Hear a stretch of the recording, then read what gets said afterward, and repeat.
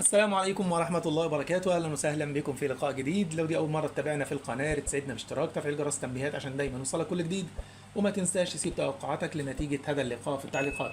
مباراة نادي الهلال السعودي ونادي الطائي في لقاء الجولة الثالثة والثلاثين من الدوري السعودي الممتاز موسم 2024.